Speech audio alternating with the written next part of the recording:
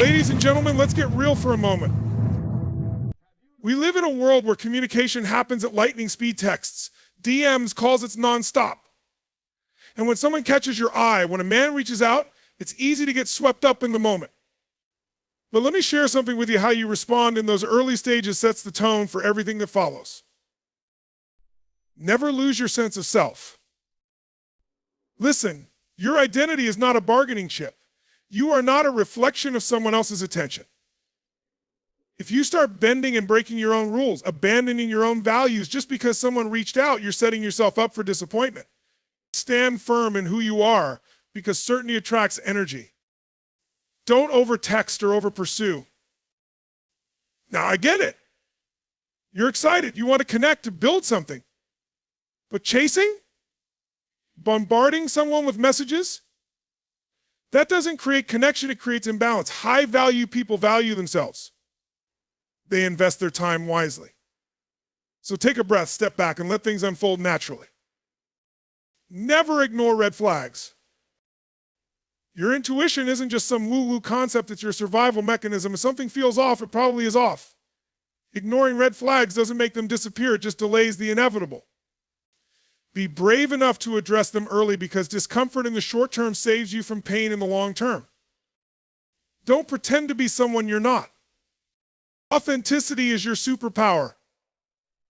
When you pretend to be what you think someone wants, you're robbing yourself and them of a real connection. Remember this, you can't build something real on something fake. Own who you are, your quirks, your passions, your energy. That's what makes you unforgettable. Never make him the center of your world too soon. Let me tell you something powerful. Your life, your dreams, your goals, they existed before he showed up. Don't press pause on your purpose just because someone new entered the picture. Keep building your life. A strong foundation attracts a strong partnership. Don't base your worth on his response. Here's the truth, not one person has the right to determine your worth. Whether he replies in 5 seconds or 5 days, it doesn't change your value. You are worthy because you exist, not because someone validates you. At the end of the day, relationships are about alignment, not chasing. So as you navigate these connections, keep your standards high, your energy clear, and your heart open. Because remember, how you show up sets the stage for how others treat you. Thank you. Now go out there and live boldly.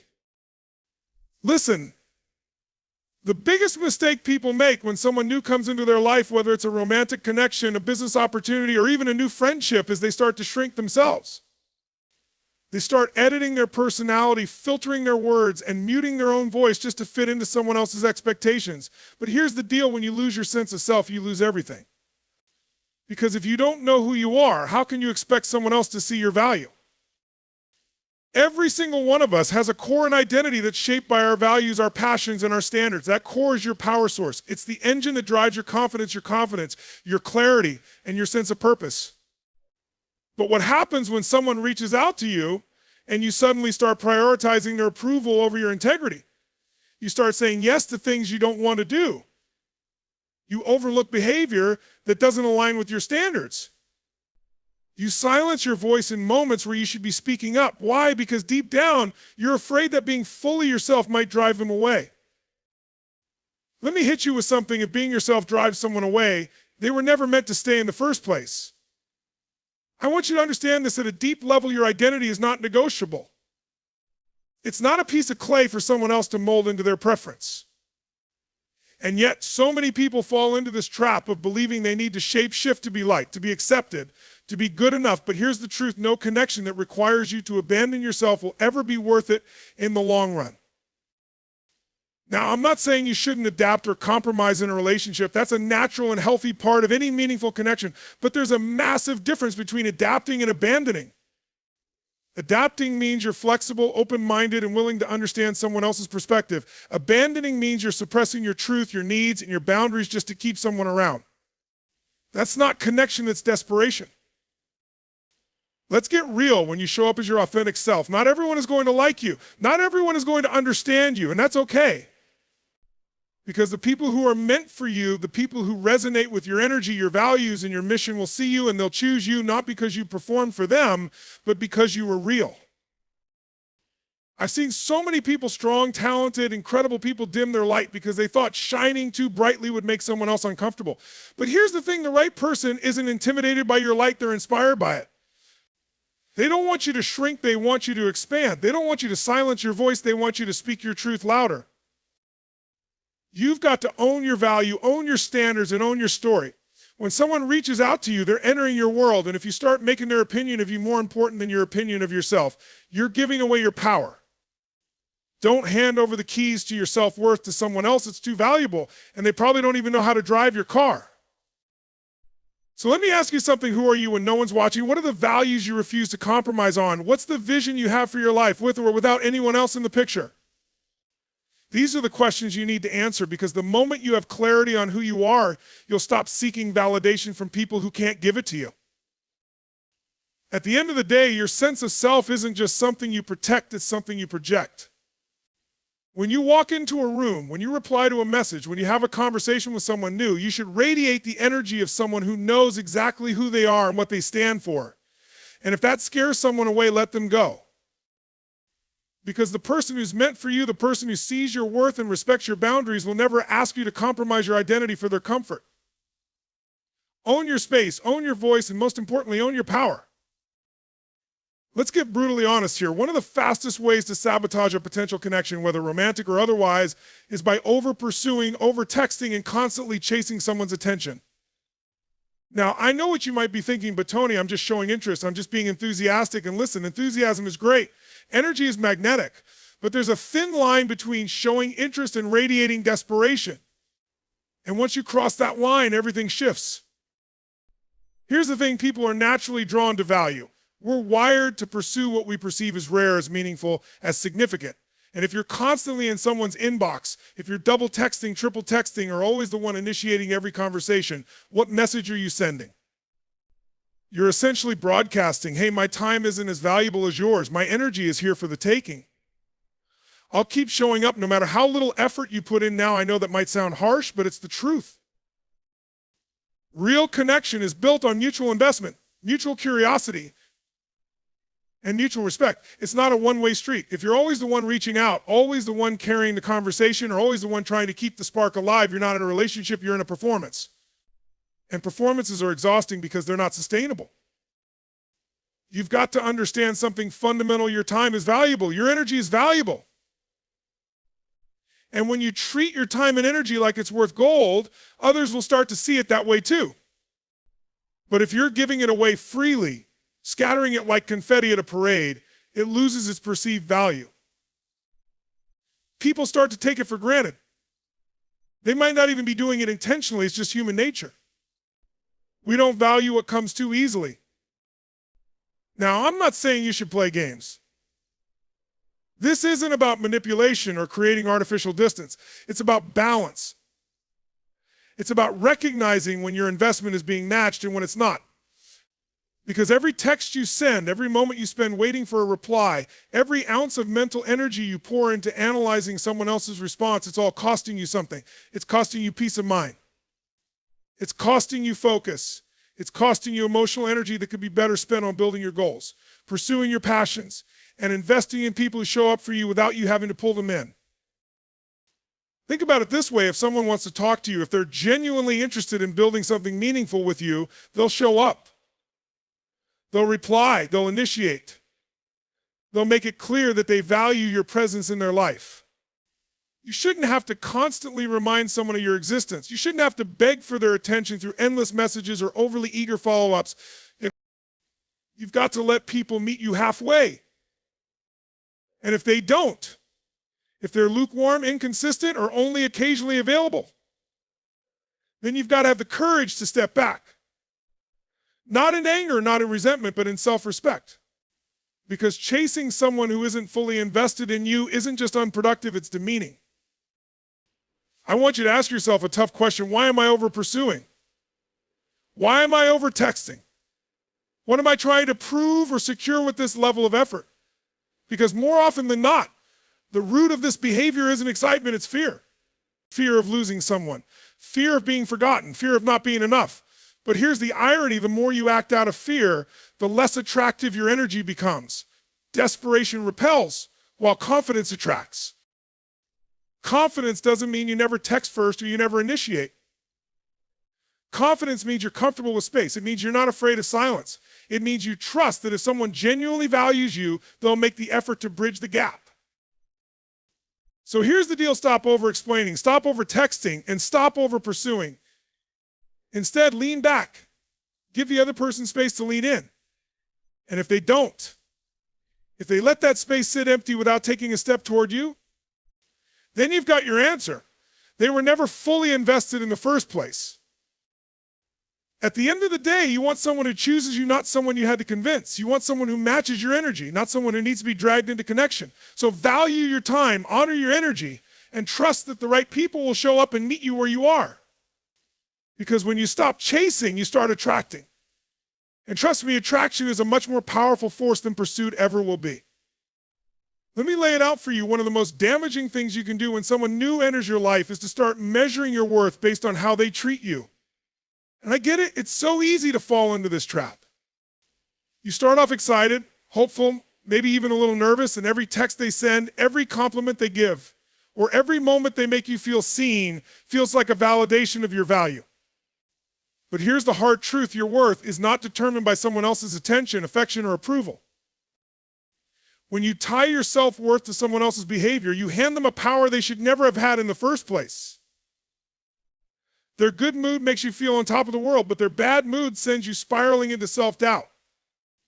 Their silence becomes a reflection of your inadequacy. Their inconsistency becomes a question mark over your value.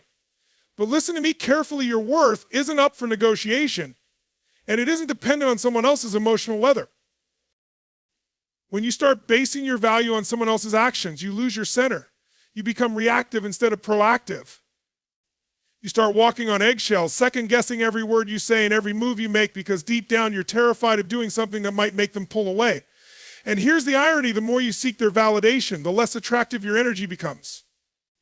Why? Because neediness repels while confidence attracts. Let me tell you something about people that are inconsistent. They have bad days, they get distracted, they pull away for reasons that often have nothing to do with you. Maybe it's their past trauma, their personal stress, or their emotional baggage. But when your self-worth is tied to their actions, you start making their issues about you. And that's not fair to them or to yourself. Your worth isn't something someone else gets to decide. It's not a popularity contest. It's not a prize someone hands you after you've performed well enough or said the right things. It's an unshakable, immovable truth that exists regardless of how someone else feels about you. But here's the kicker: if you don't believe in your own worth, no one else will either.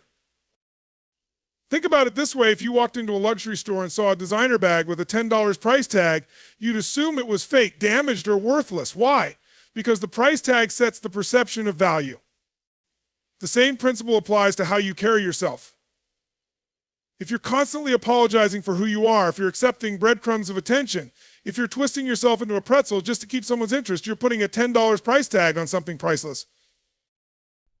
Now, I know this isn't easy. I know it's hard to separate your sense of self from how someone else treats you, especially when you care about them. But this is non-negotiable. You need to have an internal foundation of self-worth that's independent of external validation. You need to be able to say, I am worthy, I am valuable, and I am enough whether you see it or not. And let's be clear, this isn't arrogance. This isn't about being unapproachable or overly defensive. It's about walking through life with an inner knowing, a quiet, unshakable confidence that says, I know who I am, I know what I bring to the table, and I refuse to let someone else's inability to see my worth make me question it. So how do you build this foundation? First, you have to do the work internally. What do you value about yourself? What are your strengths? What are the qualities that make you proud? Write them down. Speak them out loud. Remind yourself of them often. Second, you need boundaries. Boundaries aren't about controlling other people, they're about protecting your peace. If someone is inconsistent, disrespectful, or dismissive, it's your job to enforce the boundary and not stick around hoping they'll change. And finally, you need to stop placing people on pedestals. No one is above you. No one's opinion is worth more than your own. The moment you start seeing someone as the source of your validation, you give them control over your emotional state. And let me tell you something, no one deserves that kind of control over you. At the end of the day, people will come and go. Some will treat you like gold and others will take you for granted. But your worth remains constant. You don't have to earn it. You don't have to prove it. And you definitely don't have to beg someone else to see it. So stand tall. Speak with confidence. Walk into every interaction knowing that your worth isn't determined by someone else's attention or approval. Because the moment you truly believe that, you'll stop settling for anything less than you deserve. And the people who are meant to value you, they'll see it, they'll feel it. And they'll treat you accordingly. Let me tell you something powerful. Desperation is one of the fastest ways to sabotage a connection before it even has a chance to grow. And I'm not saying this to criticize or judge. Desperation comes from a very real place. It comes from fear, from loneliness, from past rejection, and sometimes even from that deep, unspoken belief that if you don't hold on tightly enough, this person will slip away. But let me hit you with some truth. Anything you chase out of desperation will either run away from you or control you. That's not love. That's not connection. That's attachment built on fear. Desperation changes your energy. It changes the way you speak, the way you move, the way you respond to messages, and the way you show up in a conversation. And here's the tough part. It's rarely intentional. You don't wake up one morning and decide, today I'm going to act desperate. No, it's a subtle shift. It's sending that extra text when they haven't replied. It's over-explaining yourself when they question something small. It's tolerating behavior that doesn't align with your standards because you're afraid to push them away. But here's the deal. Desperation doesn't attract love, respect, or loyalty. It repels them. Why? Because when you operate from a place of desperation, you're telling the other person, you're the source of my happiness. You're the thing I need to feel whole. And that's way too much pressure for anyone to carry. People don't want to feel like they're responsible for your sense of self-worth or emotional stability. Healthy connections are built on balance, on mutual respect, and on two whole individuals coming together, not one person holding on for dear life, hoping the other doesn't leave. Now, let me be clear, wanting someone in your life is not the same as needing them to complete you. There's nothing wrong with wanting connection, love, and companionship. That's human, that's natural. But there's a difference between wanting someone to add to your life and needing them to fill a void inside you. When you come from a place of fullness, when your happiness, your self-esteem, and your sense of purpose are already intact, you approach relationships differently.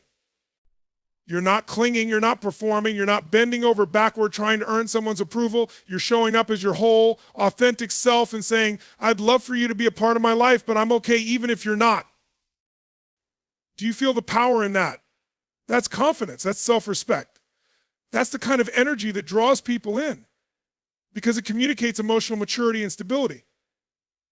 People are naturally drawn to those who are at peace with themselves, who don't rely on external validation to feel worthy. Desperation also clouds your judgment. When you're desperate to keep someone around, you'll overlook red flags. You'll minimize behavior that doesn't align with your values.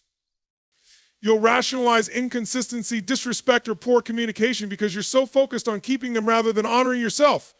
But let me tell you something, holding on to the wrong person will never bring you the right connection. The truth is, you can't force someone to stay. You can't convince someone to see your value if they don't recognize it on their own. And every time you try to hold on tighter, you push them further away. People respect and are drawn to those who respect themselves enough to walk away when their standards aren't met. So how do you shift out of desperation? You start by building your own life. You start by creating a sense of joy, purpose, and fulfillment that doesn't depend on someone else's presence. You invest in your passions, your friendships, your goals, and your growth. You remind yourself daily that you are whole, worthy, and complete on your own. You also need to practice detachment, not in a cold or unfeeling way, but in a way that says, I can care deeply about you, but I'm not going to lose myself in trying to keep you. Detachment is about knowing that if something is meant for you, it will flow naturally. You won't have to force it. You won't have to chase it. And here's the most important thing, trust. Trust in your worth. Trust in your journey. Trust that the right person, the person who truly sees and values you, will never make you feel like you have to beg for their attention or affection. When you trust yourself in the process, you stop acting out of fear and you start acting from a place of confidence and self-assurance. At the end of the day, desperation is just misplaced focus. You've put all your energy into trying to secure someone else's presence in your life rather than focusing on becoming the best version of yourself. But here's the beautiful thing: when you shift that focus back to yourself, when you grow, when you thrive, when you shine, you won't have to chase anyone. The right people will notice and they'll show up. So remember this: you are not incomplete. You are not lacking. You are not a puzzle missing a piece. You are whole, you are worthy, and you are deserving of a connection that doesn't require you to beg, cling, or shrink yourself. When you show up with that energy, the world will respond in kind. And the people who see that light, they'll move mountains to stand in it. All right, let's bring this home. If there's one thing I want you to take away from everything we've talked about, it's this: your value is non-negotiable, your boundaries are sacred, and your authenticity is your greatest asset. Whether it's your energy, your time, or your heart, stop handing it over so easily to people who haven't earned it. Stop shrinking yourself to fit into someone else's mold. Stop chasing after people who show you through their actions that they aren't willing to meet you where you deserve to be met. Every time you communicate, every time you connect, every time you let someone into your world, you're teaching them how to treat you. You're setting the standard for what you will and will not accept. And listen, people will test those boundaries. They'll push to see how far they can go, whether intentionally or unintentionally. But it's your job to stand firm, to honor yourself, and to walk away when respect isn't being served at the table. Connection should feel mutual. It should feel reciprocal. It should feel like two whole people showing up, ready to learn, ready to grow, and ready to create something meaningful without pretense, without desperation, and without compromising core values. So here's your challenge: start showing up as the most unapologetic version of you. Stop hiding your voice, stop performing, stop begging for someone else's validation, stand tall in your worth, own your space, and remember this: the right people will be drawn to your light, not your chasing. And if someone doesn't see your value, let them go. Because your worth doesn't decrease based on someone's inability to see it. You are enough exactly as you are. And you deserve a connection that reflects the truth. Now go out there and own it. The world doesn't need a watered down version of you, it needs you. Fully, boldly, and unapologetically. Let's cut straight to the truth. Ignoring red flags is one of the most common and most destructive mistakes people make when someone new enters their life. And let me tell you why. It's not because you don't see them. It's not because you don't feel them. It's because you choose to dismiss them. You tell yourself little stories, little justifications. Oh, it's not that big of a deal, or maybe I'm overreacting, or the classic, I'll fix it later. But let me ask you something. If a small crack appeared in the foundation of your house, would you ignore it? Would you think, it's just a crack, the house is still standing? Of course not. You'd address it immediately, because you know that small cracks become massive problems if they're not dealt with early. The same principle applies to relationships and connections. Those little inconsistencies, those gut feelings, those moments when something feels off, that's your internal warning system lighting up. It's your intuition, your subconscious mind, your years of experience whispering or sometimes screaming at you, pay attention. And yet, so many people silence that voice because they're afraid of confrontation, afraid of rocking the boat, afraid of losing something that feels good in the short term. But let me give it to you straight: ignoring red flags doesn't make them go away, it just gives them time to grow roots. And by the time those roots are deep and strong, you're in a situation that's much harder to walk away from. You're emotionally invested, you've built hope, and now those red flags aren't just small annoyances, they're anchors pulling you down. You've got to understand something: people show you who they are early on, maybe not with words, but with actions. Inconsistency, lack of respect, crossed boundaries, dishonesty, these things don't just fix themselves. And when you see these things early, you have a choice. You can either address them head on, set clear boundaries, and see if the behavior changes, or you can turn a blind eye and hope for the best. But hope is not a strategy. Let me share something powerful with you. Your intuition is one of your greatest assets. It's not irrational. It's not overly emotional. It's deeply rooted in your biology. Your brain is constantly processing information, picking up on micro signals, on inconsistencies, on energy shifts. And when something feels off, even if you can't logically explain it, there's a reason for it. The question isn't whether your intuition is accurate. The question is whether you'll have the courage to listen to it. Now, I get it. Sometimes red flags show up in subtle ways. Maybe it's a tone of voice, a pattern of dismissive behavior, or a lack of follow-through on promises. But here's the deal: patterns don't lie. One incident might be an oversight. Two might be a coincidence. But three? That's a pattern. And patterns tell you everything you need to know about someone's character. So what do you do when you see a red flag? First, you acknowledge it. Don't minimize it. Don't justify it. Don't gaslight yourself into thinking you're being too sensitive. Second, you communicate. You bring it up not in an attacking way, but in a direct, clear, and confident manner. You say, hey, I noticed this and it doesn't sit right with me. Can we talk about it? And then you watch what happens next. Because here's the thing, how someone responds to being held accountable tells you everything about them. Do they deflect? Do they get defensive? Do they blame you? Or do they pause, listen, and show a genuine willingness to address the issue? People who care about you, people who respect you, won't dismiss your concerns. They won't make you feel crazy for bringing something up. They'll lean in and work with you to create clarity. But if you bring up a red flag and it's met with denial, blame shifting, or empty promises, you need to make a choice. And that choice might mean walking away, even when it's hard. Even when it hurts. Even when you're emotionally attached. Because staying in a situation where your boundaries are repeatedly crossed, where your gut instincts are continually ignored, is like staying in a house with a crumbling foundation and hoping it doesn't collapse on you. At the end of the day, ignoring red flags isn't kindness, it's self-betrayal. And every time you betray yourself, you chip away at your own confidence and your own self-trust. You start to question your ability to make good decisions. And that's a dangerous place to be. So let me leave you with this. Pay attention to what people show you, not just what they tell you. Trust your gut. Address the cracks before they become craters. And remember, walking away from something misaligned isn't a loss, it's a victory. Because every time you honor your intuition and respect your boundaries, you're stepping closer to the connection you truly deserve. Let's get something straight right off the bat. Pretending to be someone you're not is one of the fastest ways to sabotage not just a connection with someone else, but your connection with yourself. Why? Because every time you put on a mask, every time you adjust your personality, your values, or your voice to fit into someone else's expectations, you're sending yourself a powerful subconscious message: who I really am isn't enough. And let me tell you something, that belief is poison. It seeps into every interaction, every relationship, and every opportunity until you start to lose track of where the performance ends and where you begin. Now, I get it. You want to make a good impression. You want to be liked, to be seen, to be valued. That's a natural human desire. We all have it. But the problem starts when that desire turns into performance. You start pretending to have interests you don't have. You agree with opinions you don't actually believe in. You hold back your humor, your quirks, your truth because you're afraid of scaring someone off. But let me hit you with a truth bomb. If the real you scares someone away, they were never meant to stay in the first place. Pretending isn't just exhausting, it's unsustainable. You can't keep up an act forever. Sooner or later, the cracks start to show. The effort required to maintain a false image will drain you, frustrate you, and ultimately leave you feeling empty, because even if that person likes you, deep down you'll know they don't actually like you. They like the version of you that you've been projecting, and that's a lonely place to live. Here's something else you need to understand: authenticity is magnetic.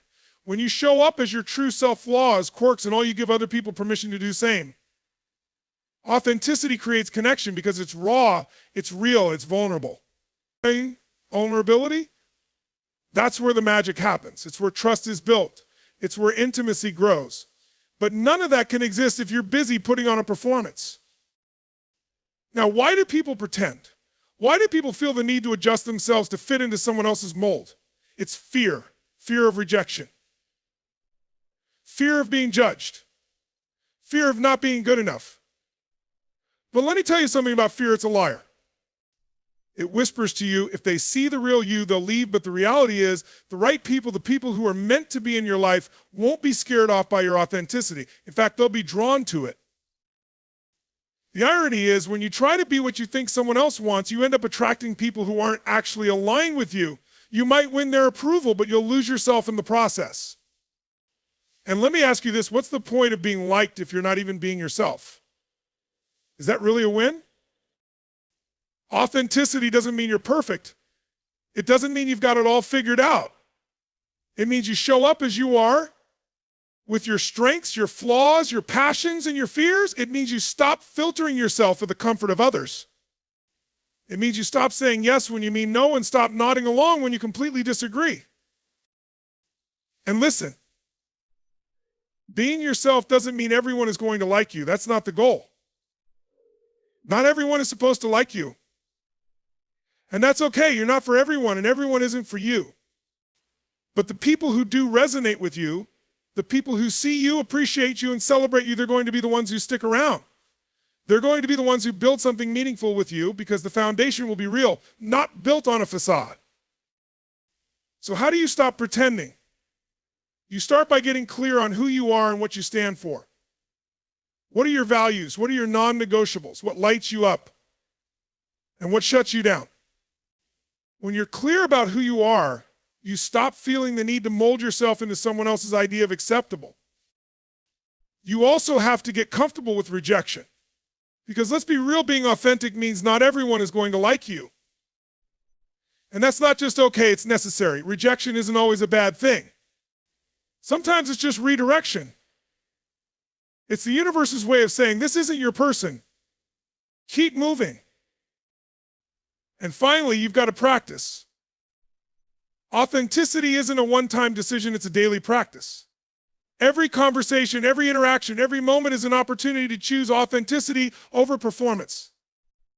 And every time you make that choice, you build self-respect, self-trust, and unshakable confidence. At the end of the day, pretending is a defense mechanism. It's an attempt to control how others perceive you. But let me tell you something, the most powerful thing you can do, the thing that will transform not just your relationships, but your life, is to show up fully and unapologetically as you. Because the people who are meant to be in your world, they'll see you, they'll value you, and they'll stay. And those who don't, they'll fall away, and that's not a loss, that's alignment.